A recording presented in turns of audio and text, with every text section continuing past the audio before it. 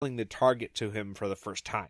Or like his instincts were like, this is what is needed here, so we're going to forgive her. You're just going to come along for the ride whenever you catch up. Yeah, whenever you catch up. And whether or not you mean it.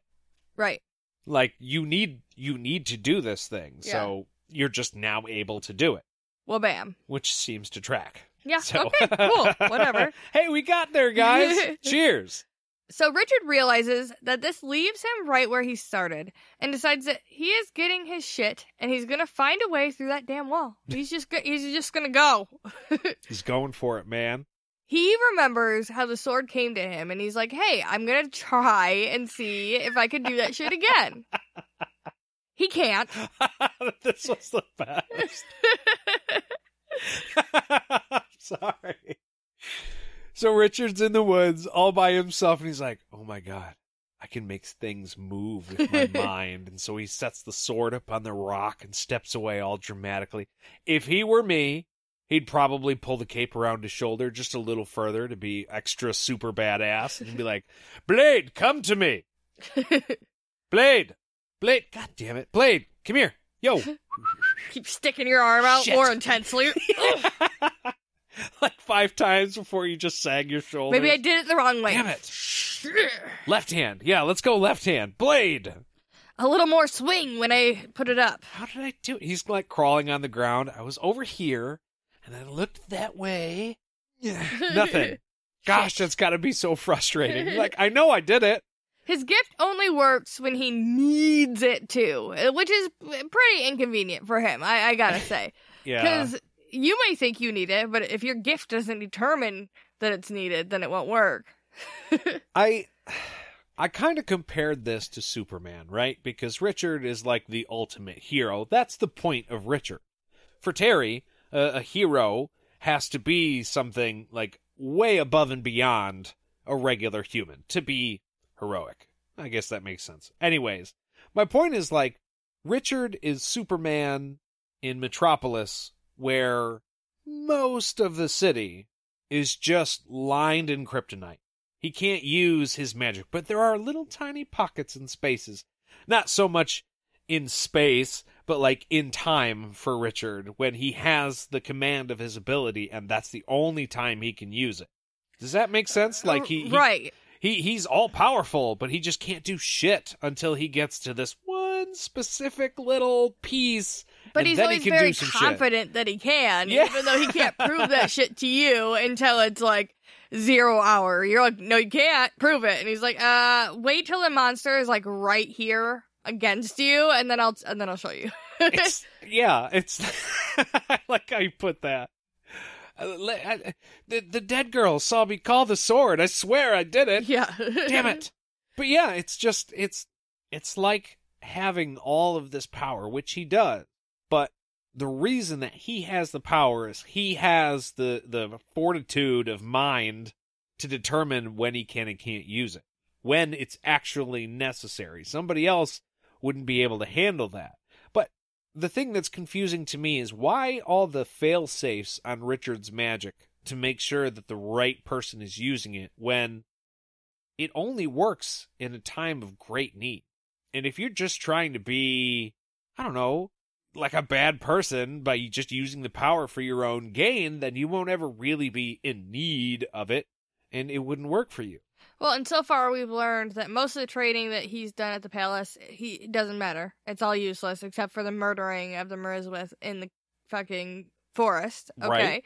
Now, granted, if he's with a wizard, he can learn more, but even, like, Nathan was like, okay, I showed you that little bit, but most of it is, like, you trying to figure it out on your own, which is just, like, very vague. And like, what? I don't...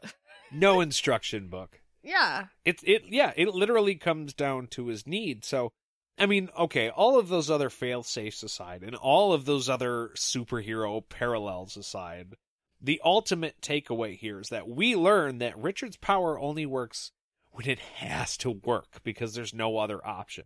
And I thought that was really, really tied in with the fact that Richard didn't want to be a wizard, and he doesn't want to have magic. Karma, bitch!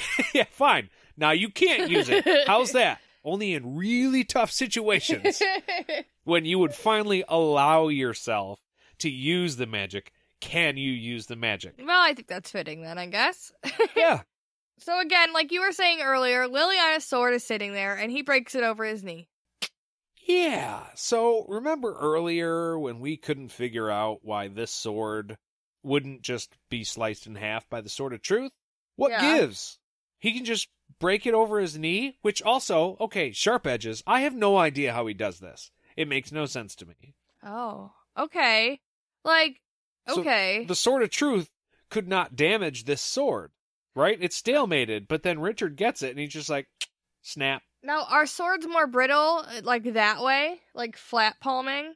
Okay, I don't know that much, but as far as I do understand, swords are made by folding steel over and over and over and over. It's what gives it its strength. Mm-hmm. So in this case, I don't think a sword would just snap. I think it would bend, but we're still talking about tempered, hardened steel.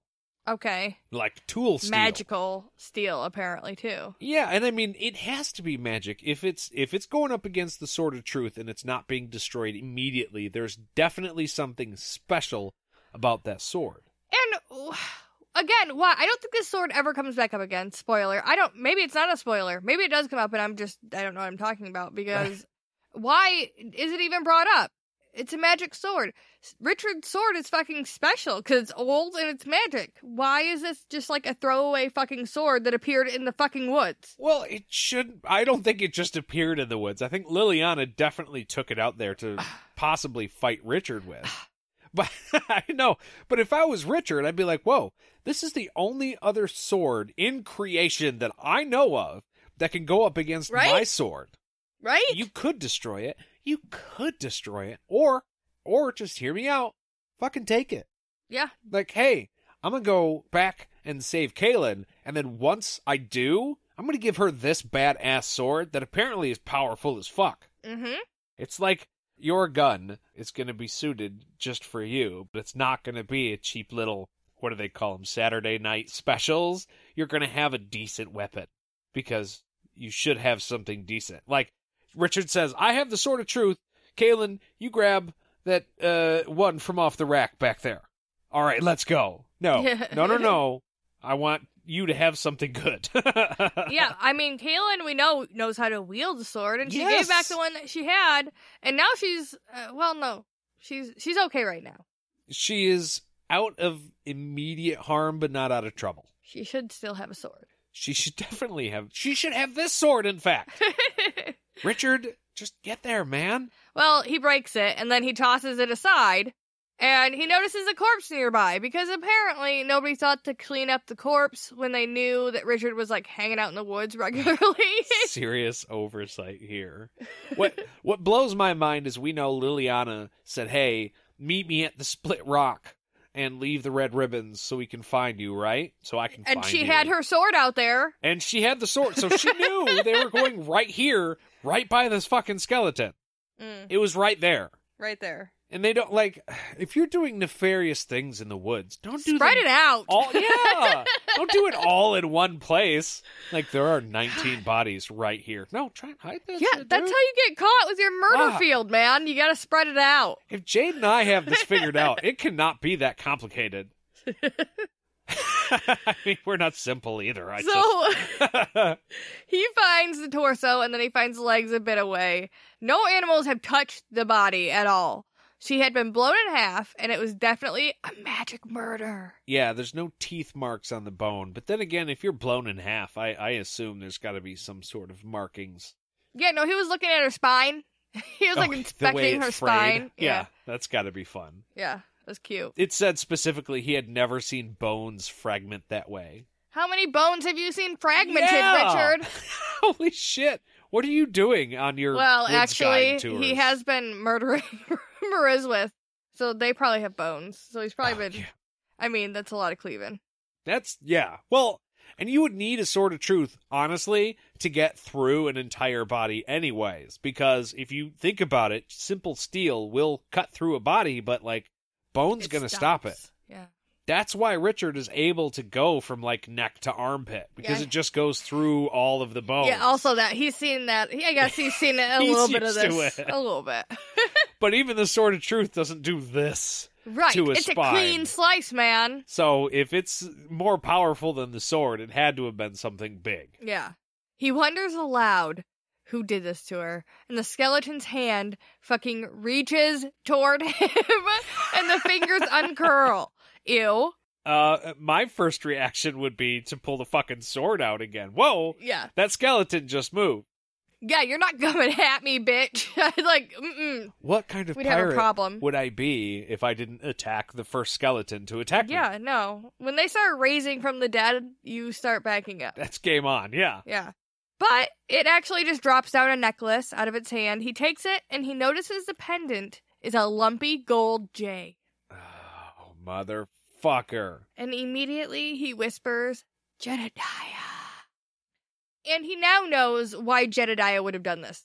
Because of, the Dark Sister stuff, right? Yeah. Well, he knows that Jedediah killed that body, right? So he knows that somehow Liliana, who just tried to attack him, is a Sister of the Dark, is also attached to Jedediah, who killed this poor woman who got blown in half. We know is Margaret from the beginning of the book. Yes, Marge.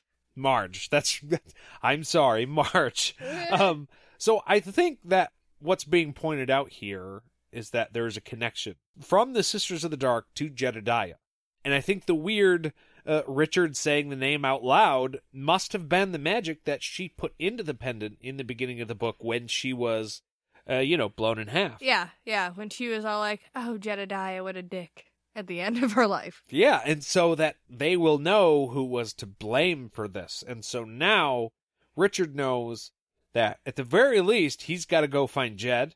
Yes. Or he's connected to all of this shit somehow. Well, yeah, or fuck Jed, I'm gonna grab my shit and leave.